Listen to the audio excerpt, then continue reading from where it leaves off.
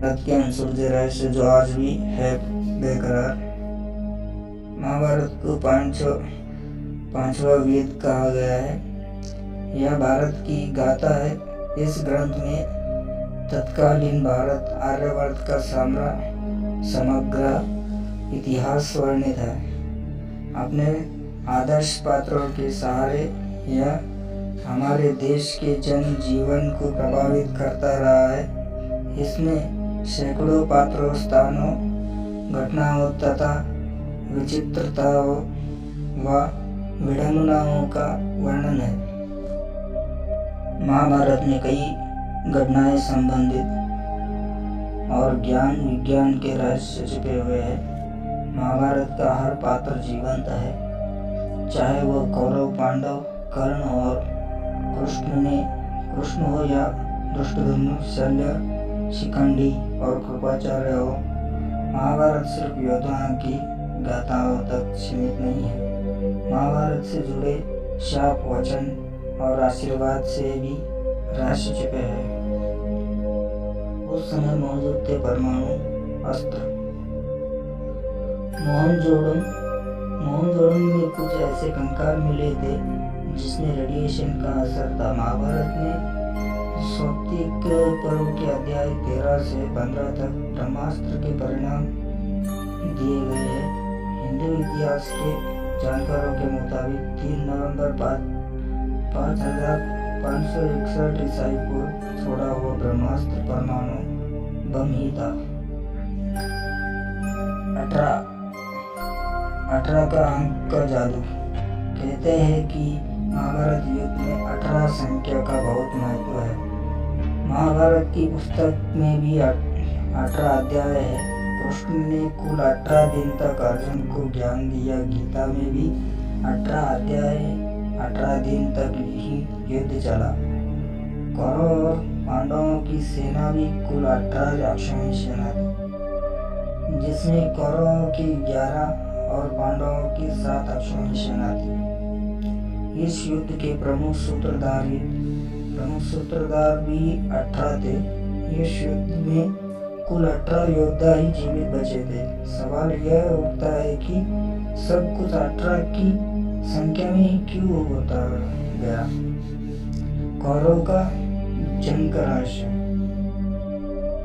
कौरवों को कौन नहीं जानता। धृतराष्ट्र और गांधारी के 99 पुत्र और एक पुत्री थी, जिन्हें कौरव कहा जाता था। कुरुवंश के होने के कारण ये कौरव कहलाए। सभी कौरवों में दुर्योधन सबसे बड़ा था। गांधारी जब गर्भवती थी तब धृतराष्ट्र ने एक दासी के साथ सहवास किया था, जिसके चलते युयुत्स नामक एक पुत्र का जन्म हुआ। इस तरह कौरव 100 हो गए। गांधारी ने वेदव्यास से पुत्रवती होने का वरदान प्राप्त कर लिया। गर्भ धारण के पश्चात भी 2 वर्ष व्यतीत हो गए, किंतु गांधारी को कोई भी संतान उत्पन्न नहीं हुआ। इस पर क्रोधितवश गांधारी ने अपने पेट पर जोर से मुक्के का प्रहार किया, जिससे उसके गर्भ गिर गया। वेदव्यास ने इस घटना को तत्काल ही जान लिया। वे गांधारी के पास आके बोले, गांधारी, तुमने बहुत गलत किया। मेरे दिया हुआ वर कभी मिथ्या नहीं जाता। अब तुम शीघ्र ही 100 कुंड तैयार करवाओ और उनमें घृत घृत भरवा दो। वेदव्यास ने गांधारी के गर्भ से निकले मांसपिंड पर अभिमंत्रित जल छिड़का, जिससे उस पिंड के बराबर 100 टुकड़े हो गए। वेदव्यास ने उन टुकड़ों को गांधारी के बनवाए हुए 100 कुंडों में रखवा दिया और उन कुंडों को 2 वर्ष पश्चात खोलने का आदेश देकर अपने आश्रम चले गए। 2 वर्ष बाद सबसे पहले कुंड से दुर्योधन की उत्पत्ति हुई। फिर उन कुंडों से धृतराष्ट्र के शेष 99 पुत्रों एवं दुश्ला नामक एक कन्या का जन्म हुआ। महान योद्धा बार्बरिक महान पांडव भीम के पुत्र घटोत्कच और नाग कन्या अहिल्यावती के पुत्र थे। कई पर मूर दैत्य की पुत्री कटा के उधर से भी इनके जन्म होने की बात कही गई है। महाभारत का युद्ध जब तय हो गया तो बार्बरिक ने भी युद्ध में शामिल होने की इच्छा व्यक्त की और मां को हारे हुए पक्ष का साथ देने का वचन दिए। बार्बरिक अपने नीले रंग के घोड़े पर सवार होकर 3 बाण और धनुष के साथ कुरुक्षेत्र की रणभूमि की ओर अग्रसर हुए। बार्बरिक के लिए 3 बाण ही काफी थे, जिसके बल पर वे कौरव और पांडवों की पूरी सेना को समाप्त कर सकते थे। यह जानकर भगवान कृष्ण ने ब्राह्मण के वेश में उनके सामने उपस्थित होकर उनसे दान में छल पूर्वक उनका शीश मांग लिया। बार्बरिक ने श्री कृष्ण से प्रार्थना की कि वे अंत तक युद्ध देखना चाहते हैं। तब कृष्ण ने उनकी यह बात स्वीकार कर ली। फाल्गुन मास की द्वादशी को उन्होंने अपने शीश का दान दिया। भगवान ने उस शीश को अमृत से छींचकर उसके सबसे ऊंचे जगह पर रख दिया ताकि वे महाभारत युद्ध देख सके। उनके सिर युद्ध भूमि के समीप ही एक पहाड़ी पर रख दी गई, जहां से बार्बरिक संपूर्ण युद्ध का जायजा ले सकते थे। राशियां नहीं थी ज्योतिष्य का आधार। महाभारत के दौरान में राशियां नहीं हुई करती थी। ज्योतिष्य 27 नक्षत्रों पर आधारित था, न कि 12 राशियों पर। नक्षत्र में पहले स्थान पर रोहिणी था, न कि अश्विनी। जैसे जैसे समय गुजरा विभिन्न सभ्यताओं ने ज्योतिष्य में प्रयोग और चंद्रमा और सूर्य के आधार पर राशियां बनाई और लोगों का भविष्य बताना शुरू किया।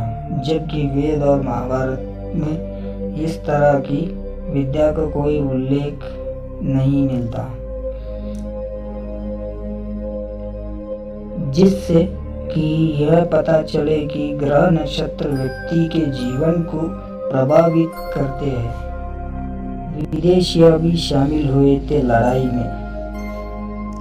महाभारत के युद्ध में विदेशी भी शामिल हुए थे। इस आधार पर यह माना जाता है कि महाभारत प्रथम विश्व युद्ध था। 28वें वेद व्यास ने लिखी महाभारत। ज्यादातर लोग यह जानते हैं कि महाभारत को वेद व्यास ने लिखा है, लेकिन यह अधूरा सच है। वेद व्यास कोई नाम नहीं बल्कि एक उपाधि थी जो वेदों का ज्ञान रखने वालों को दी जाती है। कृष्णदेवराय से पहले 27 वेद व्यास हो चुके थे, जबकि वे खुद 28वें वेद व्यास थे। उनका नाम कृष्णदेवराय इसलिए रखा गया क्योंकि उनका रंग सांवला कृष्ण था और वे एक द्वीप पर जन्मे थे। 3 चरणों में लिखी महाभारत। वेद व्यास की महाभारत 3 चरणों में लिखी गई। पहला चरण में 8800 श्लोक थे, दूसरे चरण में 24,000 और तीसरे चरण में 1,00,000 श्लोक लिखे थे। वेद व्यास की महाभारत के अलावा Bhandarkar oriental research institute Pune की संस्कृत महाभारत सबसे प्रामाणिक मानी जाती है। अंग्रेजी में संपूर्ण महाभारत को 2 बार अनुदित की गई थी। पहला अनुवाद 1883-1896 के बीच किसारी मोहन गांगुली ने किया था और दूसरा मन्मथनाथ दत्त ने 1895 से 1905 के बीच 100 साल बाद डॉक्टर देवराय तीसरी बार संपूर्ण महाभारत का अंग्रेजी में अनुवाद कर रहे हैं। हमारे वीडियो को पूरे देखने के लिए धन्यवाद।